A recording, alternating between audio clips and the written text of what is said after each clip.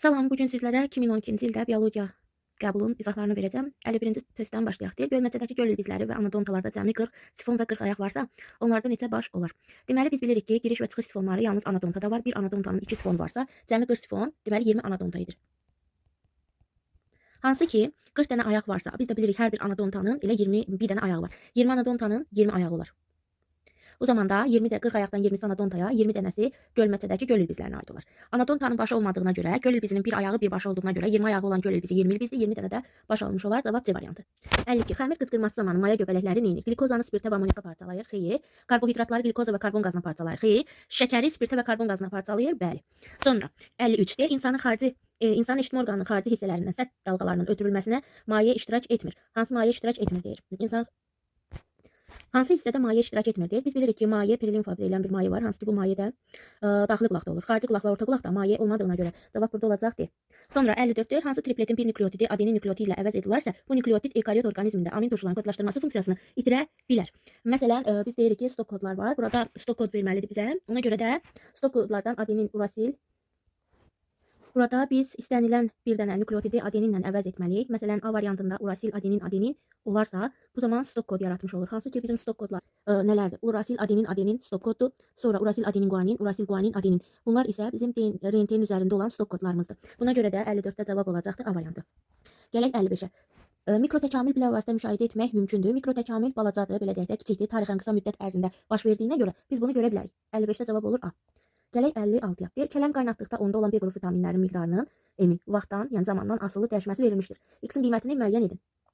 Biz bilməliyik ki, B qrup vitaminlər bişirildikdə əsasən 15-60%-ni itirir. Bitki mənşələrdə isə 20% azalır. Deməli, mən belə deyim də, bilmirəm bu bitkinin, yəni kələmin içərisində nə qədər vitamin var. Sadəcə olaraq bilirəm ki, X qədər vitamin var. Qaynatdıqda bu 20%-ni, yəni itirir. Nə qədər edəcək bunun 20%? 0,2X qədərini itirir. Deməli, əvvəlcə X-dir. 0,2 X-ini itirir. Yerdə qalan miqdar isə olur 40. Buradan da 0,8 X bərabərdir 40. İxtisar getsə, X bərabərdir 50 olmuş olur. Burada cavab 56-da A variantı. Növbəti 57-yə keçək. İnsanda deyir, onurğa beynin boz maddəsinin əmələ gəlməsində iştirak etmir. Boz maddənin əmələ gəlməsində iştirak etmir. Burada bir balaca qeyd kimi göstərmək istəyirəm. Deməli, hansı hissəni? Hansı ki, biz bilirik ki, neyronların daxilində sinir impulslarının ötürülməsi necədir? Hissi neyrondan ara neyrona, hissi yazaq. Ara neyrondan hərəki neyrona. Ötürülmə bu şəkildə gedir. Hissinin dendriti, cismi aksonu var. Aranın dendriti, cismi aksonu var. Eynən hərəkinin də dendriti, cismi aksonu var. Bu şəkildədir. Biz bilirik ki, mərkəzi əmələ gətirən hissələr nələrdir? Hissinin dendriti ilə cismindən başqa bütün hissələr mərkəzə aiddir.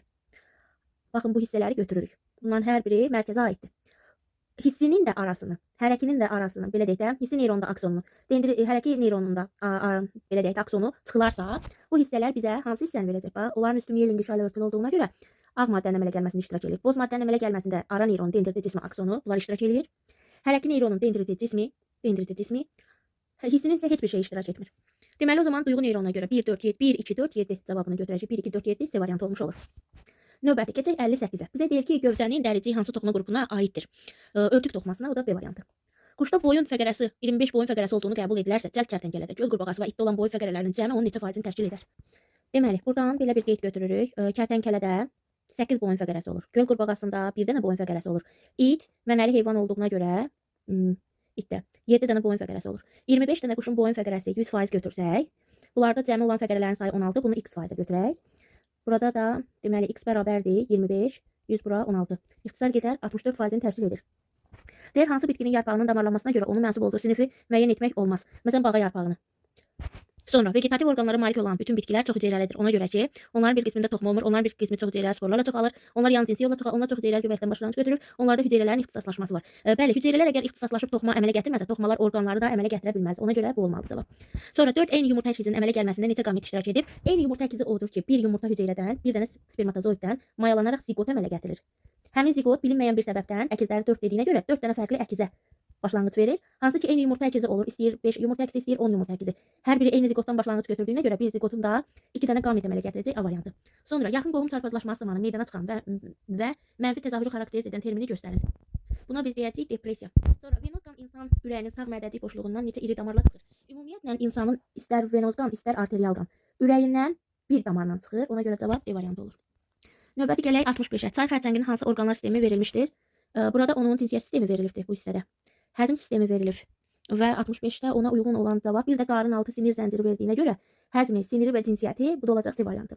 66. Şimpanzenin çiyin qurşağında hansı sümüklər yer olmasaydı, onun skeletinin bu hissəsi sümüklərin sayına görə itdə olardı. Məsələn, biz bilirik ki, itdə yalnız 2 dənə sümük onun əmələ gətirir çiyin qurşağını.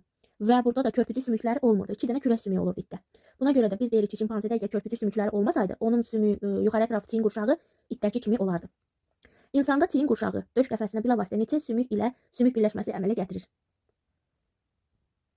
Çiyin qurşağının sümükləri 2 kürəkdir insanda. Kürək. 2 körpücük. Və körpücük sümükləri döş qəfəsinin döş sümüyü ilə birləşir. Sümük ilə sümük birləşməsi əmələ gətirir. Yalnız məncə olacaqdır bir birləşmə. Sonra gələk 68-ə. Bizə deyir ki, x, y, z müəyyən edin. Deməli, bizim poliploid formamız var. Bir canlımız 4N'dir, tetraploiddir. Onun yumurta hüceyrəsi 2N'dir.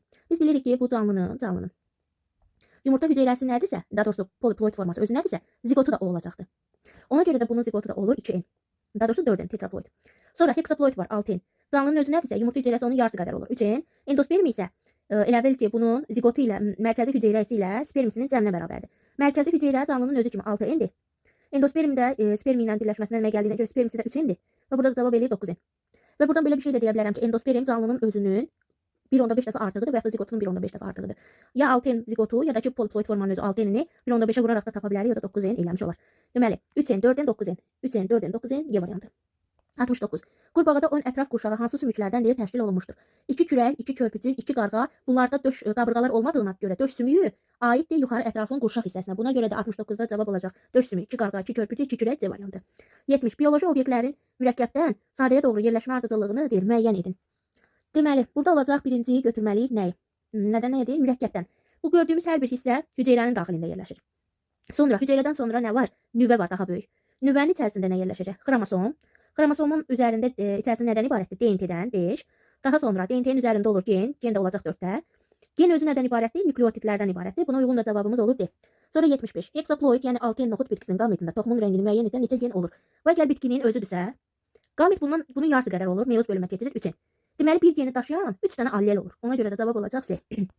72. İnsanın hansı sümüyü tərkibində özək olan orqanla bilavasitə təmasda ola bilər? Hansı ki özək olan deyəndə bunu dişi nəzərdə tuta bilər. Dişin özəyi olur. Və dişin özəklə olan hissəsi, yəni özəklə təmasda olan çənələr ola bilər. Ona görə B variantı. Sonra da kükünar meşəsində triploid endosperma malik olan bitkilərə neçənci yarusda rast gəlmək olar? Kükünar meşəsində triploid endosperm dedikdə 3N nəzərdə tutulur. 3N də biz bilməliyik ki, kimlərdə olur? Çiçəkli bitkilərdə. Çiçəkli bitkilər də kükünar meşəsində 2-ci yarusda yerləşir. Keçək 74-cü sualımıza. 74-cü sualda bizə deyir ki, əlverişli şəraitdə 3 infizor tərliyi 24 fərdin əmələ gəldiyi müddət ərzində biz bilirik ki, bir gündə bir infizor tərlik bir dəfə bölünür. O zaman NT bərabərdir. N0 başlanğıc 3 vurulsun 2 üstü N düsturu. NT-nin yerinə gətirib 24 qoya bilərəm. 2 üstü N bərabərdir. Eləyəcək 8. Burada N bərabərdir 3 olur. 3 burada gündür. Günü nəzərdə tuturuq. Deməli, 3 günə 3 bakteri infizor tərlik 3 dənə fərd əmələ gətirir. İndi deyək ki, bir bakteriyanın maksimum neçə nəsil yaradar? Maksimum nəsil sayı dedikdə 20 saatdan bir, 20 dəqiqədən bir bölündüyü nəzərə alınsa, nəsillərin sayı bakteriyada N bərabərdir. Saatı dəqiqəyə çevirməliyik. 3 gün neçə sutka edər? Belə eləyə bilərik. 24 saatdır. Vurulsun 60 dəqiqə, bir də 3. 3 dəfə artıq bundan. Bölməliyəm 20-yə. Bu 20 ilə bu çıxar gedər. Qalar 3, 9, 4 dəfə 9 eləyəcək 36, 3 yadda. 2 dəfə 9, 18 üstü 3 gələndə 216. Deməli, 216 nəsil yaranar. Sonra qıcının yarpağından, mamırın yarpağından onunla fərqlənir ki, onun yarpaq hüceyrələrində. Qıcının yarpaq hüceyrələri əsasən zigotdan yarandığına görə diploid, mamırın yarpaqları isə spordan inkişaf etdiyinə görə N qəbul edilir. Buna görə də 75-də cavab olacaq A variantı.